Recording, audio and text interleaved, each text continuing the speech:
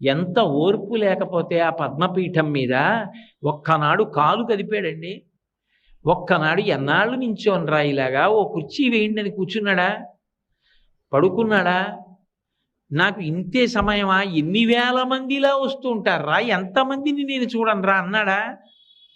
అలా చూస్తూనే ఉంటాడు, అనుగ్రహిస్తూనే ఉంటాడు. ఎక్కడో ఉండి మొరలు పెట్టుకున్నా ఆపద మొక్కల వాడి కాపాడుతూనే ఉంటాడు, క్షమిస్తూనే ఉంటాడు.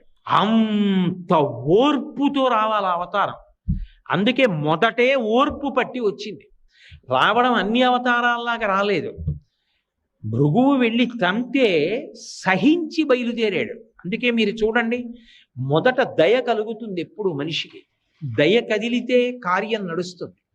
నేను అలా వెళ్ళిపోతున్నాను అనుకోండి, ఏదో దేవాలయంలోకి వెళ్ళి హుండీలో 100 రూపాయలు వేద్దాం అనుకుని వెడుతున్నాను. వెడుతుంటే ఒక పిల్ల తల్లి కంఠం పట్టుకుని గట్టి